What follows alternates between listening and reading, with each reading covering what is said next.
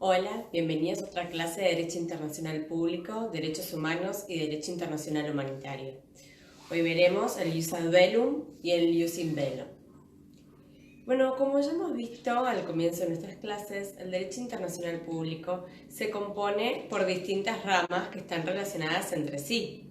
El Ius ad bellum, o Derecho al Empleo de la Fuerza Armada, si bien encuentra antecedentes en el Tratado de Paz de Westfalia y la conformación de la Sociedad de Naciones, recién con el Pacto de Bryan-Kellogg en 1928, los estados acuerdan por primera vez limitar la utilización de la fuerza como medida para resolver los conflictos entre ellos.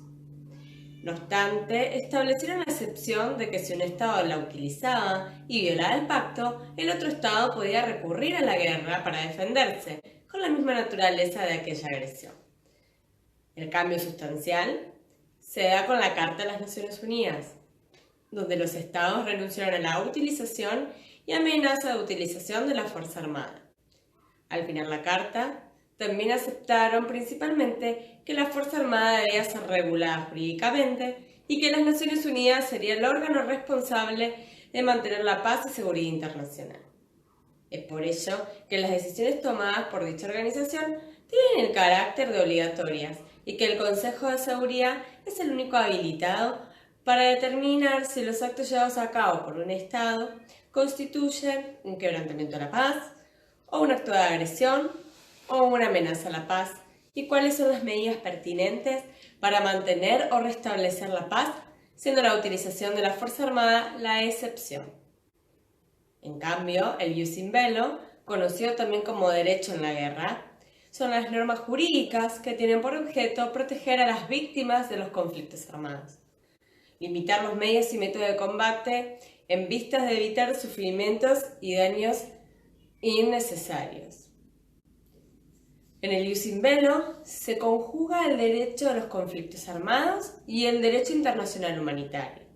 Si bien los distintos autores avanzan en la idea de que no es posible separar estas ramas del ius in bello,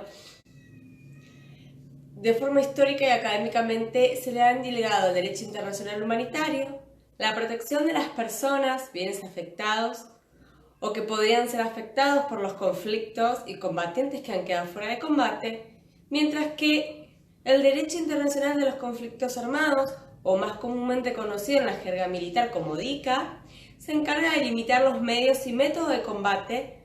para que las formas en que se desarrollan las hostilidades cumplan con determinados principios relacionados con el respeto de la humanidad.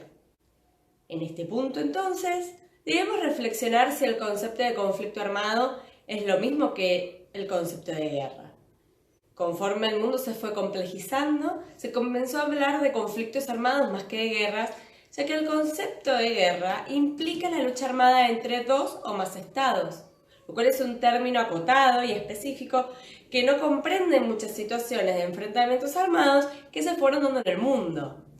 Entonces, al hablar de conflicto armado, hablamos de un concepto genérico y más amplio que el de guerra, ya que comprende el empleo de la Fuerza Armada entre partes identificadas, independientemente de que participen o no los estados en estos enfrentamientos. El derecho internacional humanitario distingue entre dos tipos de conflictos armados. Por un lado, el conflicto armado internacional, en el que se enfrentan dos o más estados, el cual suele abreviarse como CAI, y coincide con el concepto clásico de guerra. Por otro lado, tenemos a los conflictos armados no internacionales, que son aquellos que suceden entre fuerzas gubernamentales y grupos armados no gubernamentales, o entre estos grupos únicamente. Este suele abreviarse como CANI. No obstante, existen conflictos armados no internacionales que posteriormente ponen en peligro la paz y seguridad internacional, lo que motiva a que se internacionalicen, pasando a ser de conflictos armados no internacionales a conflictos armados internacionales. El derecho de los tratados de derecho internacional humanitario hace una distinción entre conflictos armados no internacionales